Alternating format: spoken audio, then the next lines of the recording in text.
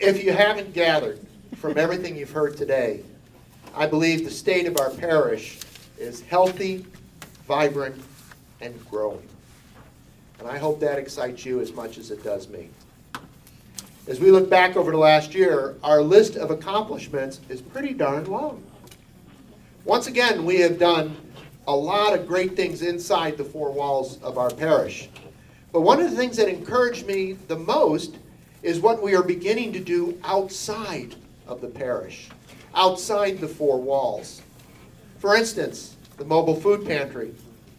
By opening our doors and offering a few hours of our time, we directly impacted the lives of over 400 families, comprised of almost 1,000 individuals.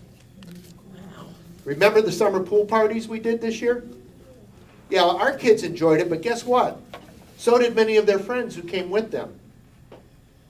And then there were even folks who happened to stop by the pool while we were there, thinking it was open and learning it was a private party, who we said, just come on in. Don't worry about it. Don't pay anything. And we can't forget our role in supporting the Diocesan Youth Outreach Program at Rosebud. Because of the visible and ongoing support of this parish to this very important program, we have encouraged others to step out and help out.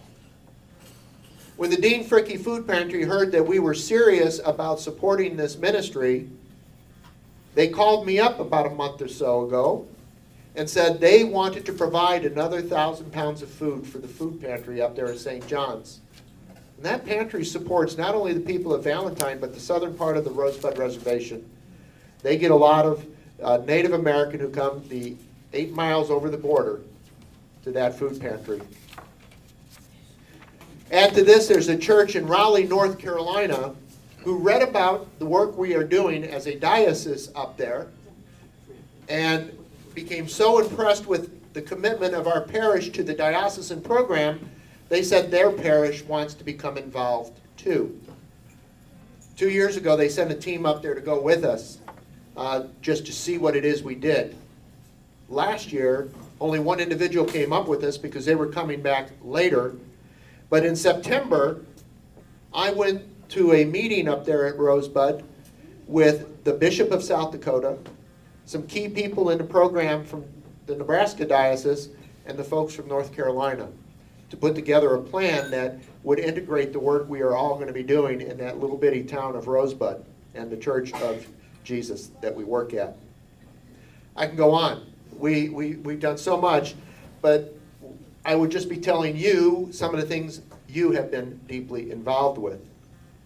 I could talk more about rummage sales, holiday bake sales, vacation Bible school, our various worship services, such as our lessons and carols, our Journey to Adulthood program, and our willingness to open our doors to the neighborhood, to neighborhood groups in search of a safe and welcoming place to meet. And why do we do all that? Because we have been asked to. Last year during Lent, we intentionally asked that question, Lord, what would you have us do? And most of the answers people shared with me were all about reaching out into the surrounding community, looking beyond ourselves into the needs of others. And hearing the suggestions that were offered is what has convinced me that we are healthy, vibrant, and growing. If we weren't, we would be so wrapped up with what is happening inside the four walls of our parish, we couldn't even begin to think about what is happening outside, let alone being able to see the needs that exist. Yet seeing those needs is where our energy has become focused this last year. Now, while we are healthy, vibrant, and growing, and that's a good thing, it also presents some unique challenges. The first is finding a way to meet those needs that we see. Our first step in doing so was the creation of the Third Sunday Ministry Team a year ago, which looks at the immediate needs of organizations that directly support the local community.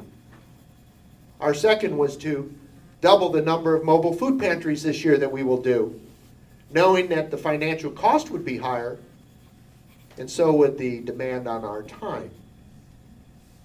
The third step is in developing this neighborhood welcome program I briefly described, intended to invite our neighbors to come and see not only what we are doing, but what we have come to know in and through Jesus Christ. The second challenge we face is finding a way to work together as a team, supporting one another's passions as we care for those who are members and those whom we hope one day will be. Now, one might think this could be an easy challenge to overcome. Yet, believe it or not, the very passions we wish to support are the same ones that get in the way. Each thinks their passion meets the greater need. And in the end, while we are all working towards that same goal, all headed in that same direction, being the goal is to share the love of God revealed in and through Jesus Christ, we end up tripping over ourselves, competing for resources. And one way we hope to avoid that in the coming year is by putting out there for everyone to see the things we are doing and what we need to do them well. That's one reason we began publishing the Ministry Spotlight in the newsletter. Ministry team leaders thought this would be one way to get the word out to the members of our parish and those who read our newsletter online, thereby encouraging each of us to find where our gifts and talents might fit best into the life and work of our community. A second suggestion offered at last year's ministry team leader meeting was to begin pulling together a booklet that describes each of our ministries and identifies ministry points of contact so that someone who is interested can find more about what we are doing and how they can become involved. The third suggestion was to resurrect the parish ministry fair in order to give each ministry the opportunity to highlight the work they are doing in a very visible way. As we strive to overcome these challenges and others we will face as we continue to grow and expand our efforts to be a visible presence in the community, one thing we will find is that we will continue to change. A little bit here, a little bit there. As God works to strengthen and transform us into the parish God wishes us to be. What are those changes going to look like? Every time I ask that question, I don't have an answer. As I said earlier in my sermon, we may know with some degree and of confidence the direction we are headed, but the path is yet to be revealed. The one thing we can hold on to that will give us the encouragement we need as we move forward is knowing that God is with us always. May this upcoming year be as blessed as our last.